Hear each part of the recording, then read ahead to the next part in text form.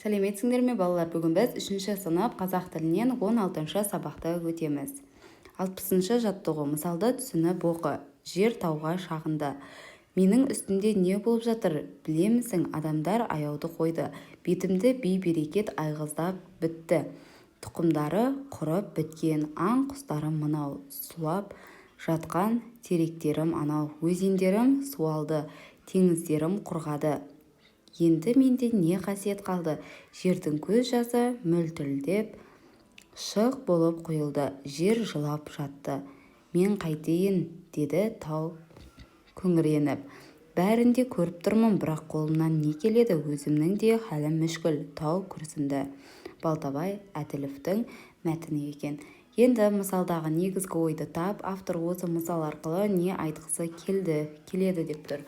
Негізгі ойды айтатын болсақ, адамдардың табиғатты қорғауға жауапсыз қарауы жердің азуына, құрып бара жатқанына келіп соғады. Табиғатты қорғау әркімнің борышы болу қажет. Енді автордың осы мысал арқылы не айтқысы келеді? Яғни адамдар жер мен тауға ғана емес, табиғаттың бар байлығына жанашырлықпен қарап, қамқорлық жасау керек. Әйтпесе табиғаттан айырылып қаламыз.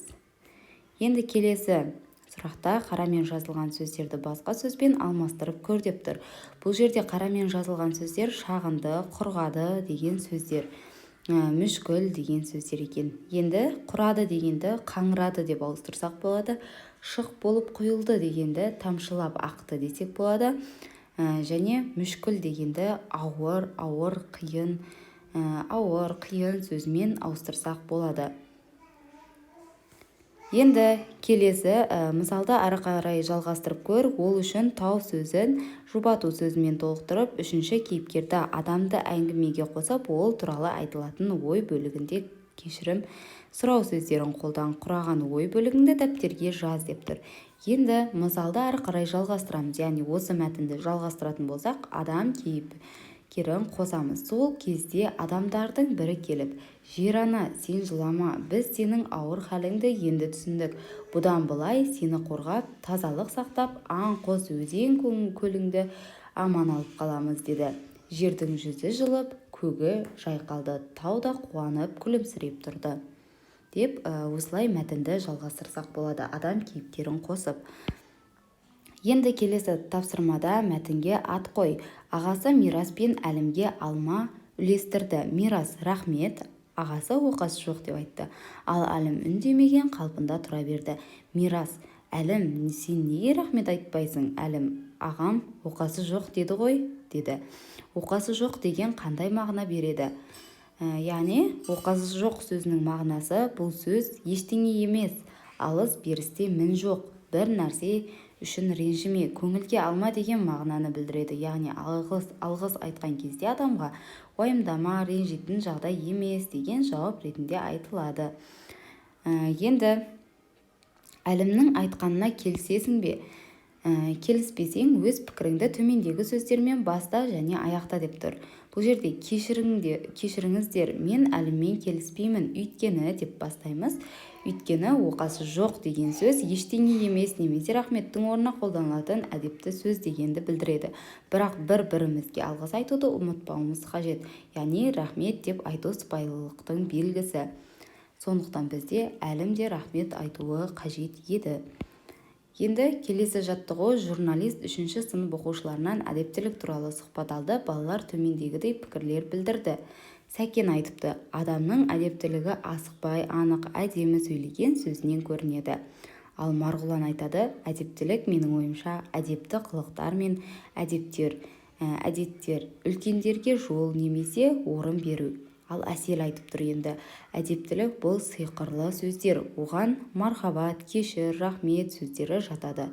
Назира, ең бастысы бір-бірімізге жылы көзқараспен, әдепті қимылмен күлімсіреп қарау, сөйлеушінің сөзіне, бет құрылысына мұқият назар аудару әдептіліктің негізгі белгілері. Енді Маржан айтып тұр, әдептілік меніңше кез келген жақсы іс-әрекет, кішілерге қамқор болу, үлкендерге көмектесу. Енді бұл жерде бізде қай жауап саған көбірек ұнады, дәлелде деп тұр. Маған Назираның жауабы көбірек ұнады, өйткені шын мәнінде әдептілік тек сөзбен емес, жылы көзқараспен, сыпайы қимылдан күлімсіреуден де көрінеді. Біз сөйлесіп тұрған адамның көзіне қарап, оның бет құбылысына назар аударсақ, оған құрмет көрсеткеніміз болады. Енді сен де сұхбатқа қосылып, өз жауабыңды жазбаша білдір деп тұр. Менің ойымша, әдептілік ол бір-бірімізге жақсы сөз айту, алғыс білдіру, қажет кезде көмек беру. Әдепті адамды барлығы сыйлайды. Енді келесі жаттығу 63-ші жаттығуда өз әдептілік деңгейіңді тест тапсырмасын орындау арқылы бағала, сұраққа я немесе кейде жоқ деп жауап бер деп тұр. Тест тапсырмалар көрсетілген 1-8-ге дейін. Енді көршілеріңмен үнемі амандасасың ба деп тұр. Біз бұл жерде я дегенді таңдайтын болсақ, яны белгілейміз. Келесі, тамақ ішіп болғаннан кейін анаңа алғысыңды білдіресің бе? Я. Сабаққа кешіккеннен жағдайда мұғалімнен кешірім сұрайсың ба? Я. Абайсызда біреуді қағып кетсең, сен одан кешірім сұрайсың ба деп тұр. Келесі, я деп жауап беретін болсақ, келесі, қиын есепті шығаруға көмектескен үлкендерге рахмет айтасың ба? Я. Бір нәрсеге келіспеген жағдайда даусыңды көтермей бір қалыпты сөйлесің бе деп тұр. Бұл жерде кейде деп айтсақ болады. Келесі, 8-ші наурыз мерекесімен анаңды, әжеңді, әпкеңді құттықтайсың ба? Я. Ұйықтар алдында үйдегілерге қайырлы түн деп айтасың ба? Я деп айтатын болсақ, барлығы бізде я болып тұр. Енді ұпайларыңды сана.